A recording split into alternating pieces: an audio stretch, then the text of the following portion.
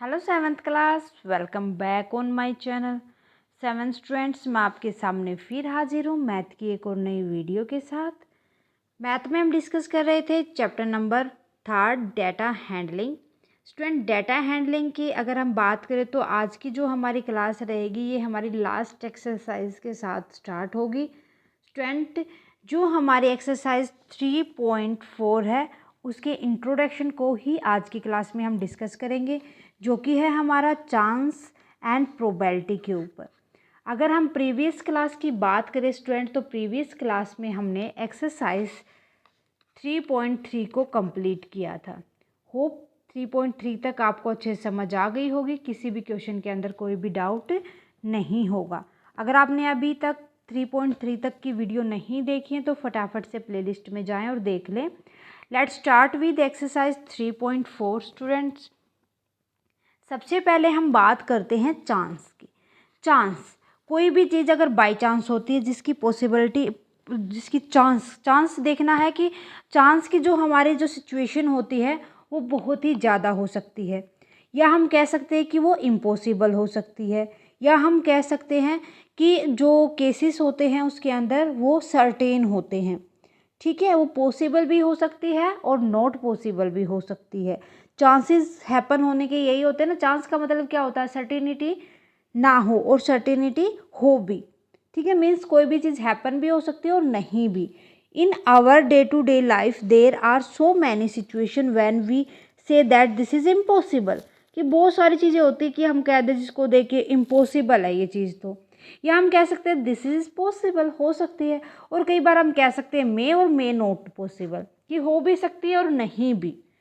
So the situation which may or may not happen has the chance to happen, कि भाई कोई भी situation happen भी हो सकती है और नहीं भी। दैट मीन क्या होगा? ये चांस होंगे। क्या होंगे? चांस, बाय चांस हो भी सकती है और नहीं भी। ठीक है, देखो हेड और टेल क्या होते हैं? इवन चांस होते हैं, या तो हेड आएगा या टेल आएगा, दो ही केसेस हो सकते हैं। सन रेज के भी सर्टेनिटी होती है कि सन रेज 100 पॉसिबिलिटी होती है कि सन रेज होगा ही होगा। क्या कभी ऐसा होता है कि सन रेज ना हो? है ना। सनसेट या सनराइज की बात की जाए तो सनराइज और सेट दोनों की सर्टेनिटी होती है, पॉसिबिलिटी होती है। अब हम किसी भी डाइस को रोलिंग कर रहे हैं तो उसके अंदर इम्पॉसिबिलिटी आ सकती है, मीन्स ये मोर अनलाइकली टर्म होती हैं। क्या होती हैं? मोर अनलाइकली। दैट मीन देखो, जो हेड एंड टेल की तो इवन चांस हो गए, सनराइज होने तो सर्टेनिटी होती है कि मॉर्निंग में सनराइज रेज होता है और सनसेट होता है इवनिंग में। और रोलिंग की अगर हम बात करें तो ये वाले चांस जो होते हैं इम्पॉसिबिलिटी की साइड लेके जाते हैं, मोर अनलाइक होते हैं। कि हमने एक डाइस को अगर रोल किया तो उसके अंदर दो को एक साथ, तो हो सकता है कि दोनों में 6 आने की पॉसिबिलिटी, या 3 आने की, या 2 या 5 या 4 या 2 जो भी हो। ठीक है, ये इम्पॉसिबल हो सकते हैं, हो भी सकते हैं और नहीं भी। ठीक है, तो ये क्या होता है? मोर अनलाइकली की तरफ, इम्पॉसिबल की तरफ लेके जाते हैं। क्लियर है? देन उसके बाद हम बात करते हैं this so that it is not possible to throw 14 in the combination of 2 dice, कि अगर हमें उनका प्लस कितना कर लेना है, हमें +14, तो ये तो इम्पॉसिबिलिटी है। अगर हमने एक डाइस को, क्योंकि उसके अंदर 6 ही होता है और 6 ही होता है, 6 कितने हो सकते हैं? 12 ही हो सकते हैं। अगर 14 की बात करें तो क्या होगा? इम्पॉसिबल होगा। It is certain to that the sun will rise, कि सन क्या होगा? राइज होगा, उदय तो होगा भाई, सन निकले तो गा। It may or may not happen that a head and come when we flip a coin, अगर एक कोइन को हम फ्लिप करते हैं तो उसकी पॉसिबिलिटी हेड आने की इवन होती है, या तो हेड आएगा या टेल, क्योंकि उसके अंदर तो दो ही होते हैं। As both the head and tail will have the equal chance, equal chance है भाई, हेड भी आ सकता है और टेल भी आ सकता है। ओके, सो देन उसके बाद आता है प्रोबेबिलिटी। प्रोबेबिलिटी क्या बताती है? कि जो अनसर्टिनिटी को हमें बताती है। जब हमारे सामने क्या होते हैं? डाउटफुल सिचुएशन होती है तो वो प्रोबेबिलिटी होती है। So probability is the study of uncertainty. The uncertainty of any doubtful situation is measured by mean of probability. This tell us the chance of happening some outcome from the total possibility outcome, कि जितने भी total possible हमारे पास outcome हैं उसमें से जितने भी हमारे पास फेवरेबल आउटकम आए हैं, जितनी भी टोटल की पॉसिबिलिटी थी उसमें से जितने मिले हैं, हमें वो क्या बताती है, प्रोबेबिलिटी बताती है, संभावना बताती है कि भाई इतनी हो सकती है। ठीक है, देखो हम क्या करते हैं, डाइस आती है हमारे पास एक 6 जिसके ऊपर नंबर बने होते हैं, तो उसके ऊपर 6 ही नंबर टोटल होते हैं। अगर उनमें से 1 या 2 या 3 या 4 या 5 की बात की जाए तो उसमें से या तो क्या आएगा, 1 ही आएगा, या 2 ही आएगा, या 3 ही आएगा, या 4 या 5 या 6।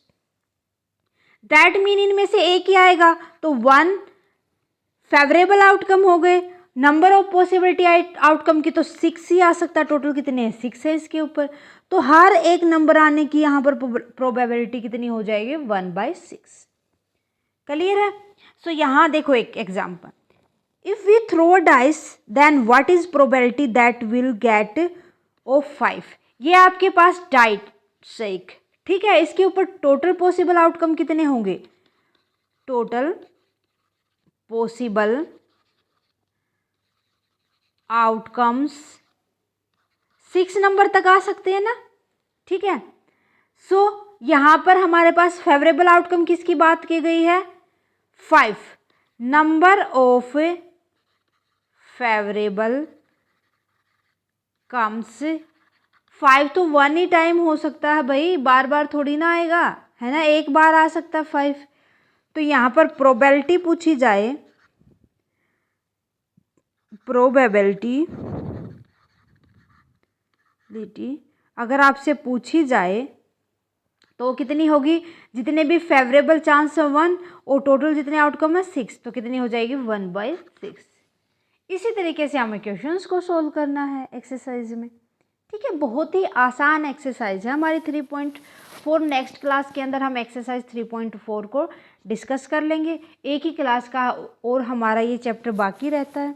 ओके, सो स्टूडेंट, अगर किसी भी एक्सरसाइज के अंदर आपका अभी तक जितना हमने किया डाउट रहता है तो प्लीज़ मुझे कमेंट करके बताएं, जितना जल्दी पॉसिबल होगा मैं आपके डाउट को क्लियर करूँगी। क्लास कैसी लगी प्लीज़ मुझे कमेंट सेक्शन में लिख दें, अच्छी लगे तो लाइक और अदर स्टूडेंट के साथ ज़्यादा से ज़्यादा शेयर करें।